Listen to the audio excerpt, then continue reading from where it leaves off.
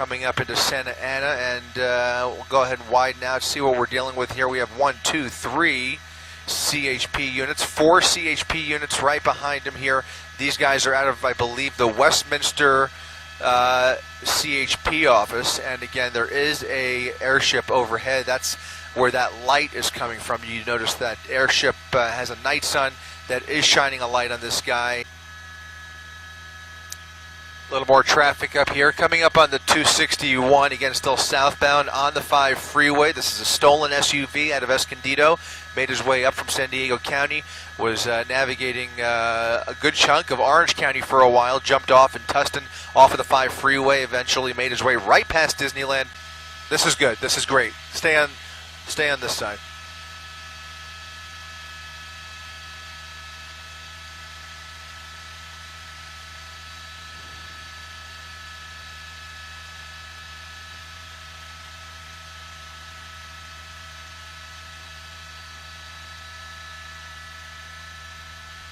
CHP right behind this guy, and chasing from above. There is an airship overhead. It seems to have pulled off along with us temporarily, and that's why you no longer see that night sun. Looks like he's actually getting off now, getting off the 5 freeway, and we'll try and get this exit for you momentarily, but we are going to be in San Clemente now, and he's going to be coming up on PCH here in just a second, I believe.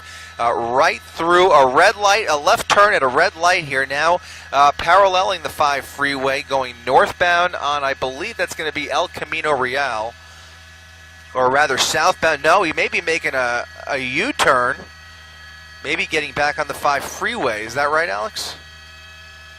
Looks like he may be getting back on the 5 freeway, but 5 north, so that'll take us.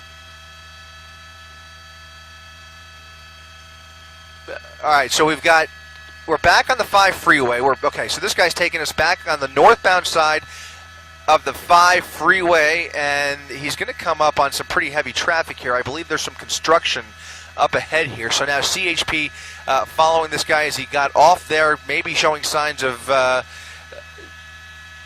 taking this chase to the surface streets, but he's now committed northbound on the 5 freeway from Pico, and here comes that traffic jam that I mentioned. Again, this is a newer model Nissan Armada. He's got some limited options here, right behind a semi-truck trying to squeeze through that K-rail, and right past a bunch of construction cones indicative of the construction that's coming up ahead here. That's what's causing the slowdown here. We'll see what this guy decides to do. This is when these chases sometimes get a little bit erratic, and certainly ever so increasingly unpredictable, as we just don't know how desperate this guy is. But of course we know he's a wanted fugitive.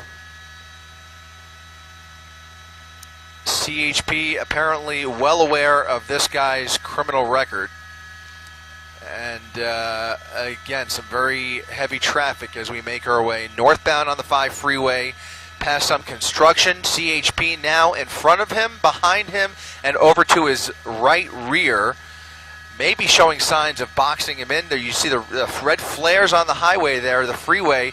Again, this is right through a construction zone, and we don't know if there are construction workers on the road here. They may attempt a pit maneuver if they see an opportunity. He's slowing down, just barely slowing up. Right over there he goes. Okay, so a direct hit. Now comes the pit maneuver, spinning him out there. Now face to face with CHP right here in the middle of the 5 freeway, in the middle of a construction zone. The guy did a complete 180. Now CHP has this guy with the...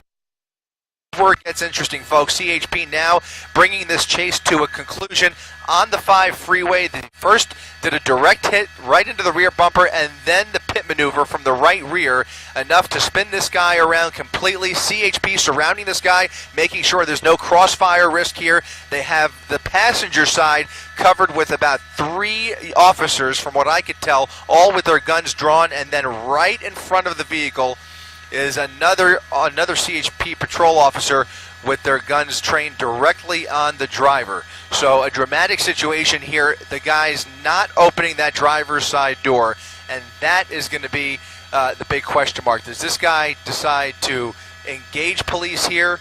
Does he engage in a standoff? Does he comply with their instructions? That is the question. We see him sticking his torso out the window. His arms are up, hands and arms out the driver's side window. Canines at the ready. You see that CHP canine off to your screen left there. And this is going to come to an end here if he complies. The first demand is going to be to shut the vehicle off, and you see the taillights are off. It looks like the car is off. He's not opening the door, but instead climbing out of the driver's side window. Climbing out of the driver's side window here, and it looks like he's going to give it up. Was showing his hands. Okay, hands up in the air. They want to see those hands up in the air. He's getting down on the ground. Seems to be complying, but they want to see him down on the ground.